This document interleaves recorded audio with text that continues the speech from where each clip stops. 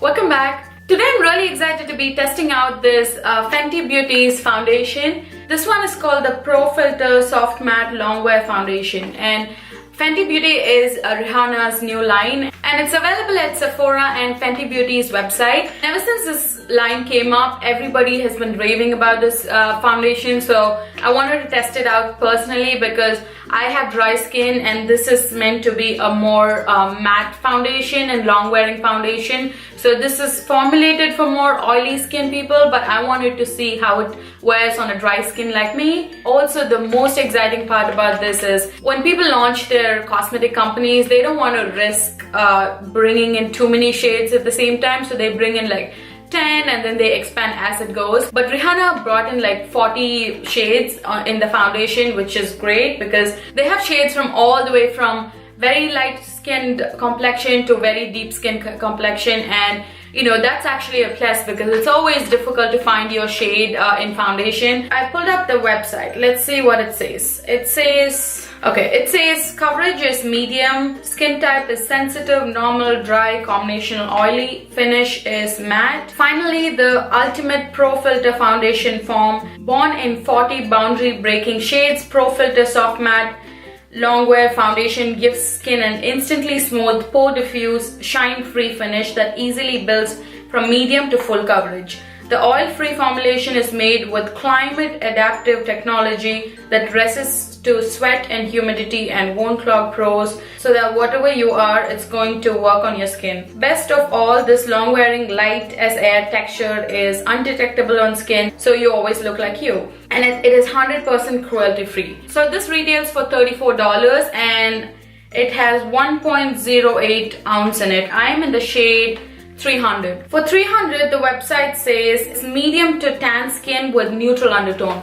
So they have so many different shade ranges, and I would strongly suggest going into Sephora and matching it to your skin because I did hear that it oxidizes a little bit, so you don't want to be doing it online. The outer box looks beautiful. It's like black and gray, and it says Fenty Beauty out here, and when you pull the foundation, this is the bottle. This is again a very beautiful packaging. It feels like soft matte, it feels heavy, and it's a glass container, and so it's really pretty though. So let's go ahead and get started with the video. So I am going to be priming my skin with a little bit of my Becca backlighting priming filter, only because I know that this is going to be a matte foundation and it is going to be really dry on my skin. Also, with most foundations I do that anyway, so I'm going to do that. And I'm going to do one half of my face using a brush. I'm going to be using the Delium Tools 956 brush, and this is like a kabuki brush, and I'm going to be using the other side using my Real Technique sponge. I'm taking like one pump of the foundation. Now I did go to Sephora and get color matched yesterday, so hopefully it's the same. Sometimes those lights are like very different when you step out in the daylight, so hopefully it matches me.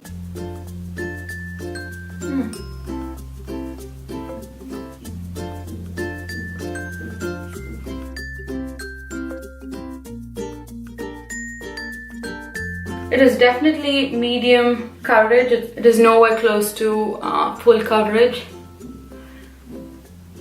And yesterday the salesperson did say that it does dry very quickly, so it's better not to like dot it all over the face and then go to blend it. It doesn't feel heavy at all. It feels very light on skin. Okay, so that's one pump on the right side. I can still see through the pimple mark out here and some of my pigmentation, so it's not full coverage. I'm gonna go ahead and go with one more pump on my face. It is a little bit drying though. I can see that some of my dry patches are coming through. I'm gonna press it into the places where I need more coverage.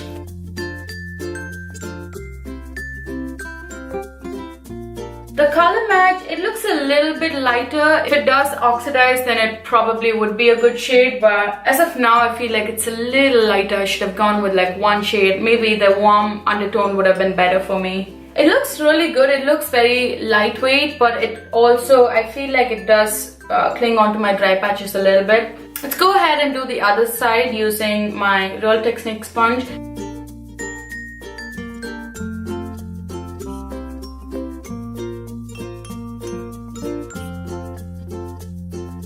Okay, that looks pretty with a sponge on though. It like removed the excess foundation, but it also blended it really well. And this feels like skin. This does not. I really like how it looks with the sponge on. I'm gonna blend this side with a sponge too.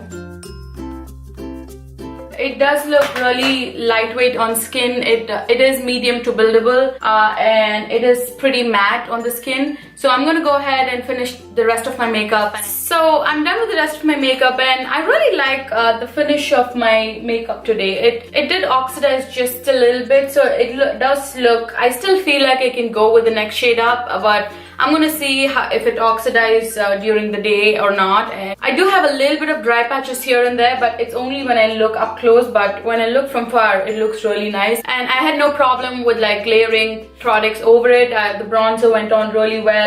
I could have gotten away with not using setting powder, but I wanted to do what I would usually do to see how long it wears. So I did set my face using the Kat Von D powder. So far so good, and let's see how long it wears. The time is 11:50 a.m. and it's a little bit gloomy today, so I'm not going to be sweating a lot, but I live in Michigan. This is most days, so I'll be back in the evening to check in with you guys. Hey guys, so it's 7:16 now. It's been about like 7.5 hours and I haven't touched up my makeup from morning. I just left it as is, and I should say that the foundation has stayed up pretty well though. I can definitely see some dry patches over here. Around my nose, the foundation has moved a little bit. It doesn't feel like the foundation has moved too much. I probably have to like make sure the next time around I moisturize my face really well, add some facial oil and then primer, and then go about this. But for 7 hours, this is not bad makeup at all.